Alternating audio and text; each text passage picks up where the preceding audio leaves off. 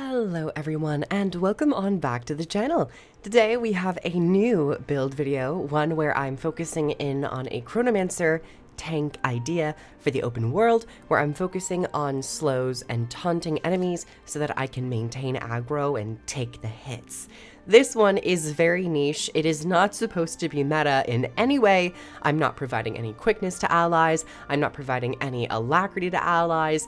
And I'm mostly just focusing on open world game types and open world tanking. Now, in the event that you do want to take this into a raid, I guess you could. If you wanted to, there's some decent break bar, application, and defiance damage with this build, so you could maybe fill that niche if there's a particular boss fight that is toughness tanking, where you want to do some extra defiance damage and provide some more utility type boons.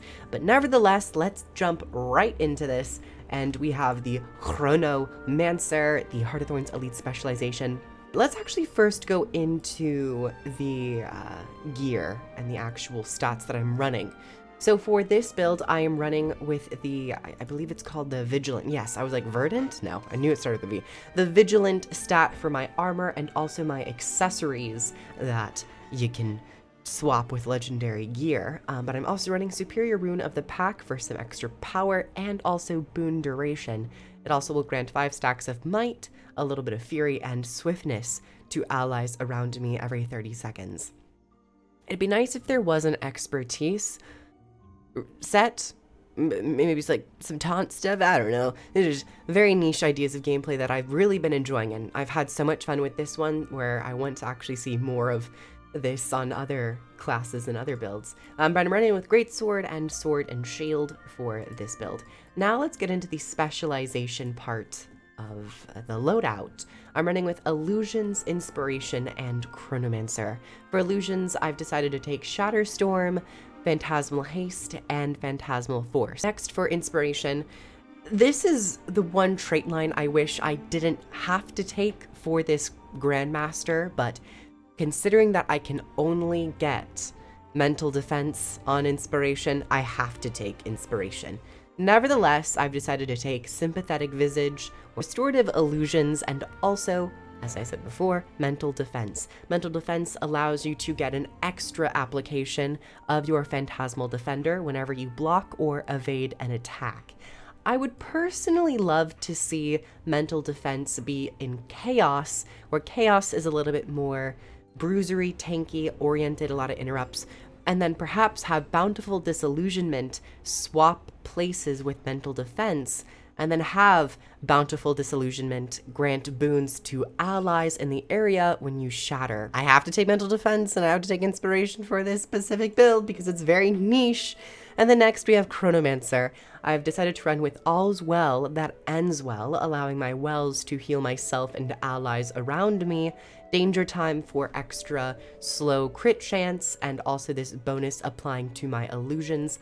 And then finally, the one trait that really allows this build to fulfill that taunt tank role and get extra damage out of your phantasms is Chronophantasma.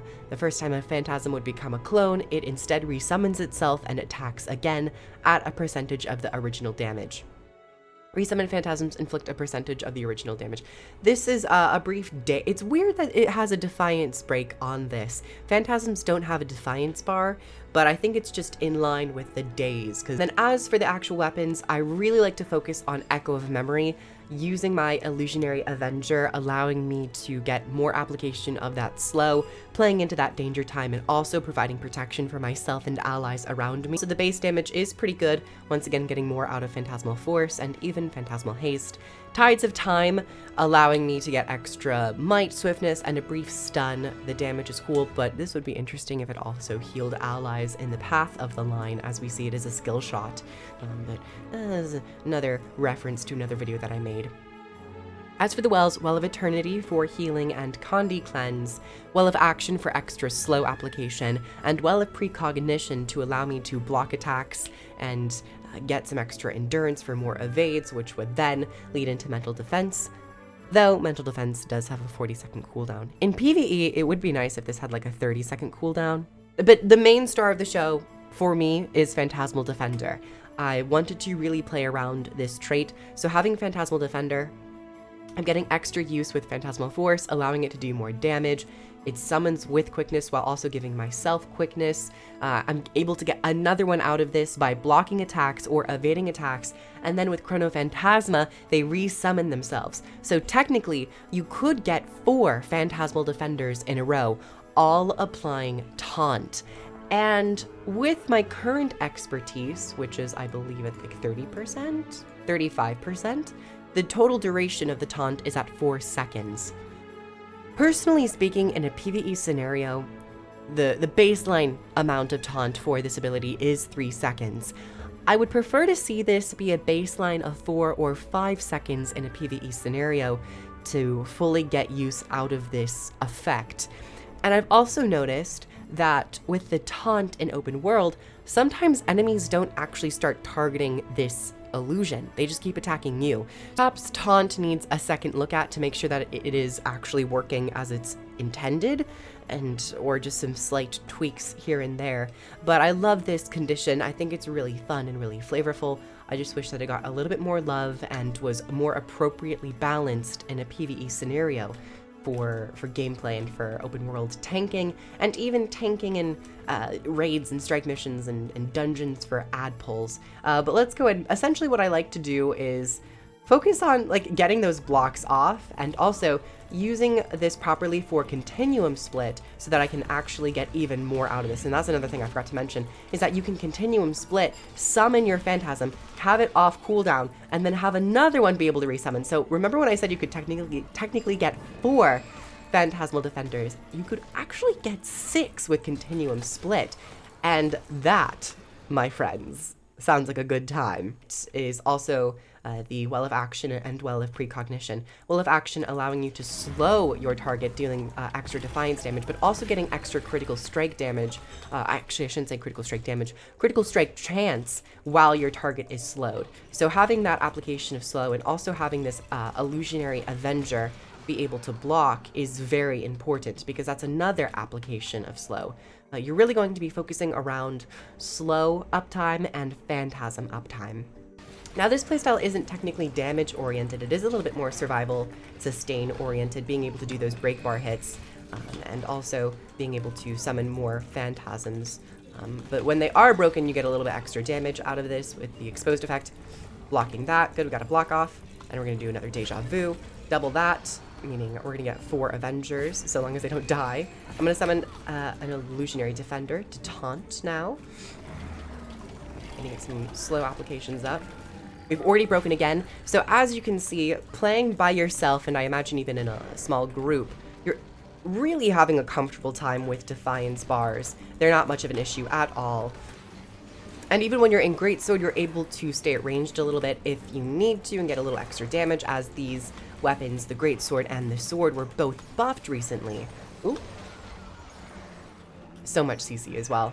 One thing about Well of Precognition, other than the Aegis, I would like to see Well of Precog just be a normal block skill that allows you to block over its duration, but Pulse Stability. I think that pulsing stability would maybe be a little bit more useful than just a pulsing Aegis, though, as it is right now, it is useful as it's one of your only other reliable blocks for the Chronomancer. But if it was instead just you activate the skill and then for 1.5 seconds, 2 seconds, you end up blocking while pulsing that stability, you could maybe get a little bit more use out of that in open world scenarios with all the CC in game, and even in world versus world and PvP scenarios.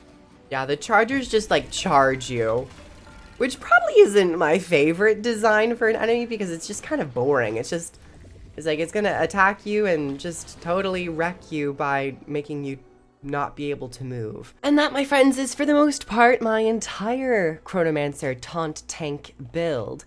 It's very niche, but I have genuinely been having some of the most fun in open world scenarios playing this build. Having that application of slow and also protection with your or I should say Illusionary Avenger, being able to just melt Defiance bars with both Tides of Time, and importantly Time Sync, being able to daze and additionally slow your foes, being able to just mega taunt people, especially if you chain it with your Continuum Split. Getting another cast of Phantasmal Defender is really nice.